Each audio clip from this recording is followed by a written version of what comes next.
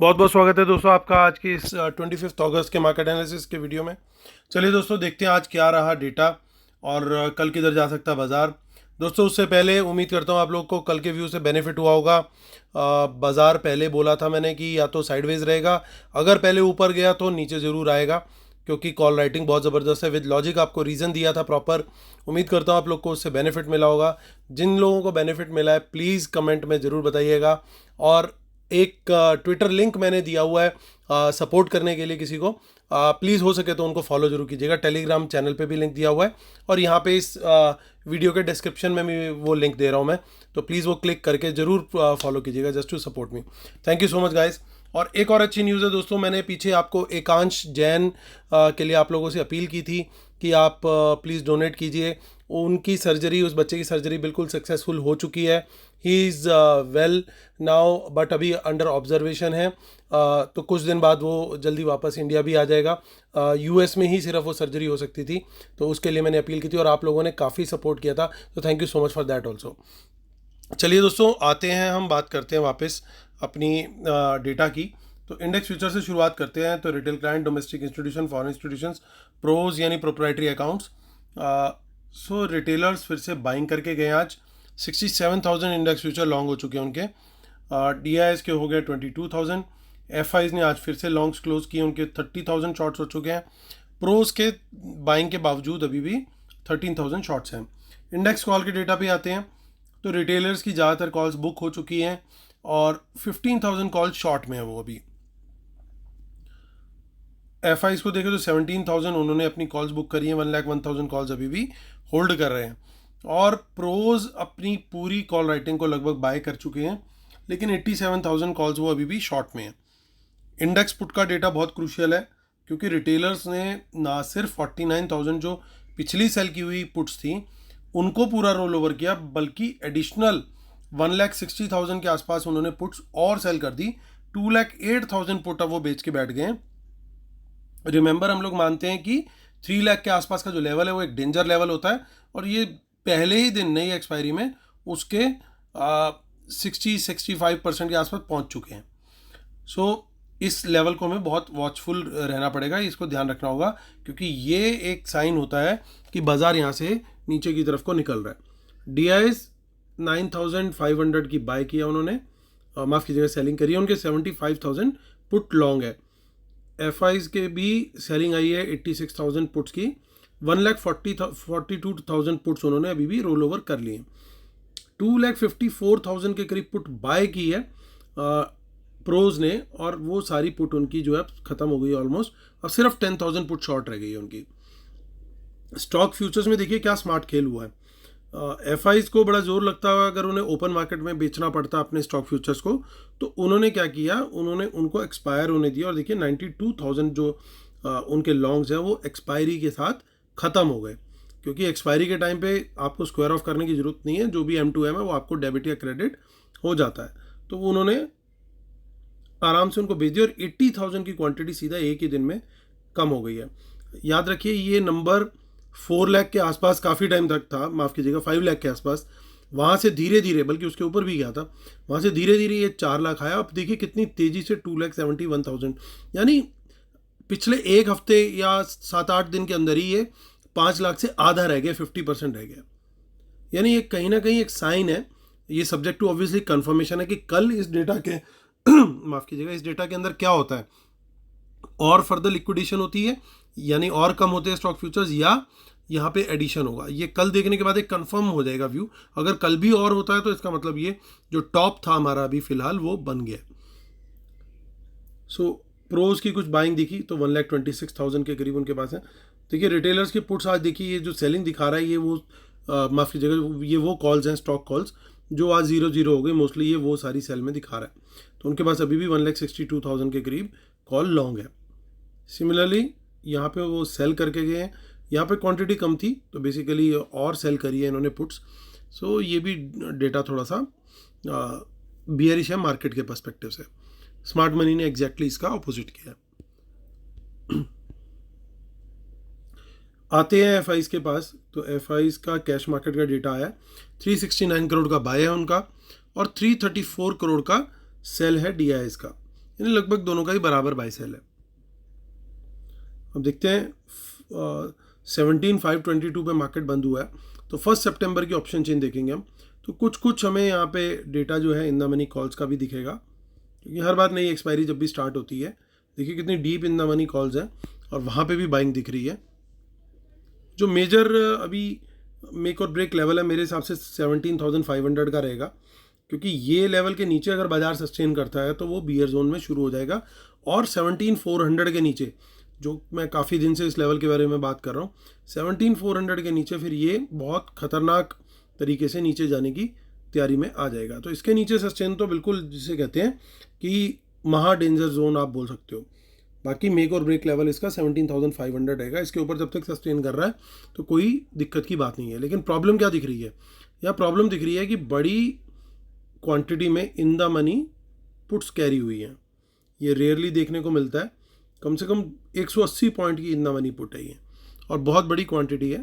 तो ये ऐसा लग रहा है कि कहीं ना कहीं स्मार्ट मनी इसको कैरी करके गई है। देखते हैं अब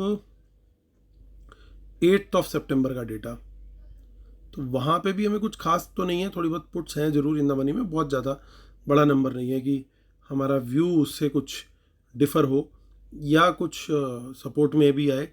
देखिए यहाँ पे इन द मनी कॉल्स 15,000 पे भी आ रही हैं,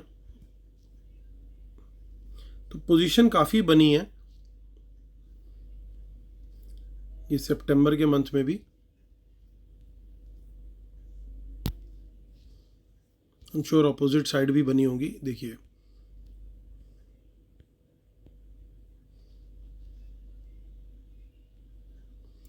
मंथली से तो इतना ज़्यादा कोई खास व्यू नहीं बन पा रहा हमारा, क्योंकि दोनों तरफ की पोजीशंस दिख रही हैं। लेकिन जो नेक्स्ट वीक की पोजीशन है वो ये क्लियरली बता रही है, काफ़ी in the money puts carry हुई हैं, तो वो एक बियरिश व्यू ही क्लियरली सजेस्ट कर रही है। ये एक स्ट्रेडल टाइप की पोजीशन लग रही है, तो इसलिए हम इसके बेसिस पे जो है कोई व्यू नहीं निकाल पाएंगे, क्योंकि दोनों साइड पे पोजीशन बनी है। चलते हैं अब हम बैंक निफ्टी का डेटा देखते हैं 1 सितंबर। सो बैंक निफ्टी का 1 सितंबर का डेटा देखते हैं। थोड़ा सा डेटा लोड होने में दिक्कत हो रही है, एक बार हम निफ्टी को कन्वर्ट करते हैं बैंक निफ्टी में, बेस्ट व्यू को करते हैं क्लिक, और हो गया 38,950 पे हुआ बाजार क्लोज।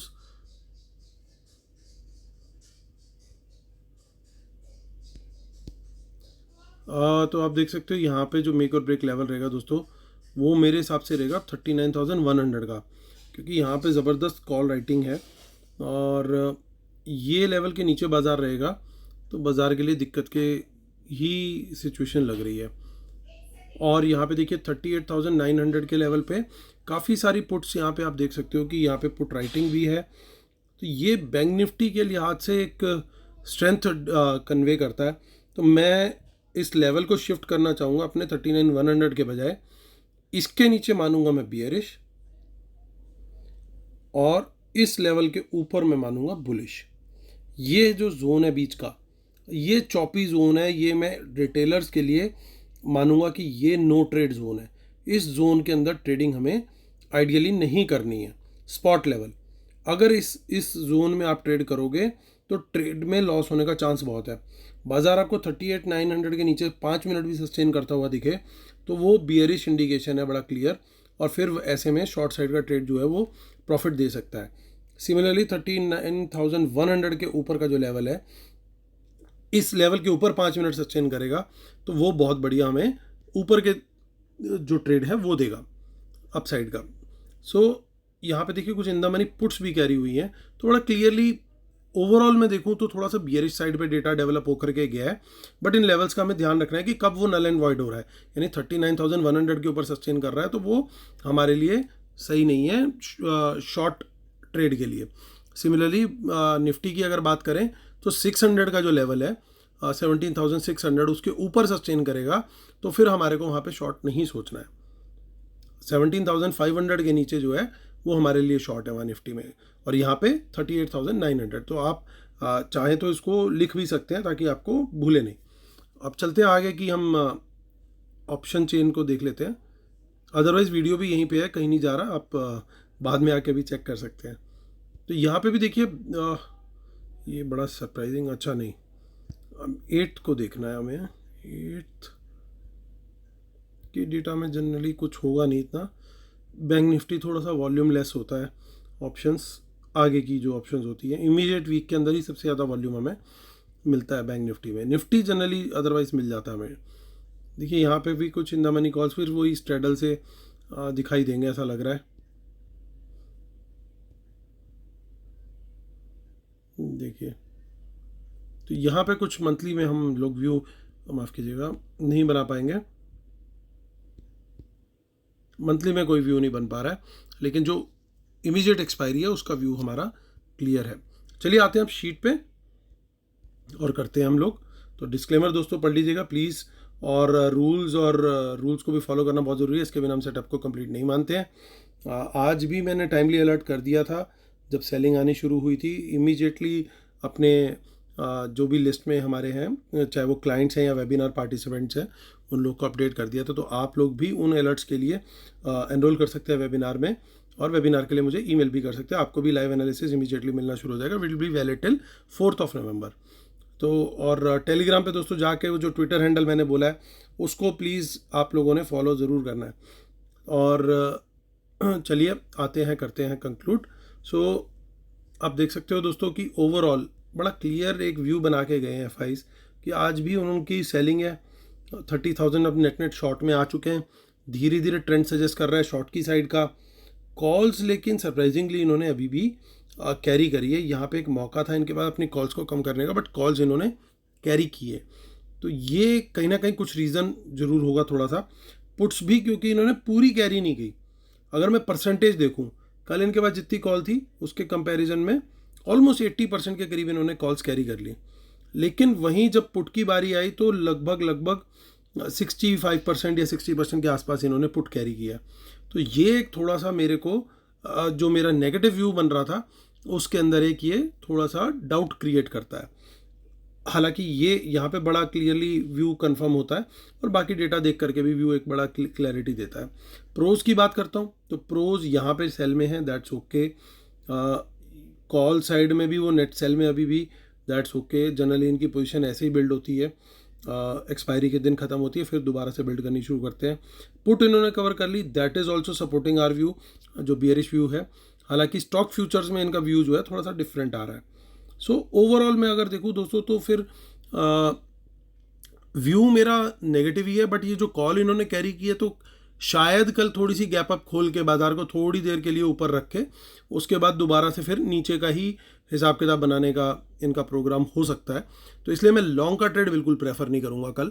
जो डेटा है मैं शॉर्ट की अपॉर्चुनिटी का वेट करूँगा कि जब शॉर्ट मेरे को अपॉर्चुनिटी मिलेगी तो मैं शॉर्ट में जाऊँगा।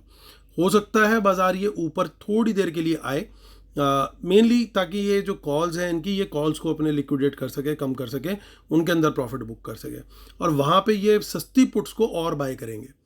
तो वहाँ पे ये क्या करेंगे, वहाँ पे इनका प्लान होगा इसको करो सेल और इसको करो बाय, यानी ये होगा नंबर कम और ये होगा नंबर इंक्रीज। तो ये गेम प्लान इनका हो सकता है, इसीलिए इन्होंने कॉल शायद कैरी करी हो इतनी क्वांटिटी के अंदर। तो ये हमें थोड़ा सा वॉचफुल रहना पड़ेगा। लॉन्ग अगर बाजार जाता है मैं उस ट्रैप में नहीं फंसूंगा। जाए, अगर निकल जाएगा, मिस हो जाएगा, मेरी जेब से कुछ नहीं लेके जाएगा, ये सोच हमें रखनी चाहिए। नहीं तो होता क्या है, रिटेलर जब भी कोई बड़ा मूव आता देखता है तो वो एकदम से पहले एक बिड मारता है, नहीं आता, दूसरी बिड मारता है, नहीं आता, तीसरी बिड मारता है, नहीं आता, फिर अल्टीमेटली मार्केट डालता है। मार्केट में जिस प्राइस पे आता है और वही प्राइस जो है वो टॉप बन जाता है। ये अक्सर सभी रिटेलर्स के साथ होता है, आप अकेले नहीं हो। तो इस बात को हमेशा ध्यान रखना, मेरे साथ भी हुआ है इसीलिए बता पा रहा हूँ। तो ये चीज़ों पे, हैबिट्स के ऊपर कंट्रोल करना पड़ेगा। आपको बाजार भागते हुए देख करके एकदम कूद के नहीं चढ़ना है, वेट करना है करेक्ट अपॉर्चुनिटी का। मैं वेट करूंगा कि मुझे शॉर्ट की अपॉर्चुनिटी मिले, प्राइस एक्शन मिले, तो उसी डायरेक्शन में मैं सेल करूंगा। सोने पे सुहागा हो जाएगा अगर मुझे वर्ल्ड मार्केट का भी थोड़ा सा सपोर्ट मिल गया, मतलब वर्ल्ड मार्केट भी ग्रीन में ना दिखे मुझे। तो वर्ल्ड मार्केट भी अगर थोड़े रेड में या फ्लैट में दिखते हैं तो मार्केट फिर हमें नीचे का जो ट्रेंड है वो दिखा सकती है, और वहाँ पे हम प्रॉफिट पुट बाय करके या कॉल सेल करके, ये जो भी स्ट्रेटेजी होती है बाजार जब नीचे गिरता है तो उसके ऊपर हम करके कमा सकते हैं। तो ये दोस्तों मेरा व्यू रहेगा कल के लिए बाजार को लेके। उम्मीद करता हूँ आप लोग को मेरे वीडियोस पसंद आ रहे हैं, कल का वीडियो आपने देखा, कमेंट प्लीज़ प्लीज़ प्लीज़ ज़रूर करना है, ट्विटर भी ज़रूर फॉलो करना है। इसी रिक्वेस्ट के साथ दोस्तों once again thank you so much. कल फिर मुलाकात होती है। Take care, bye bye.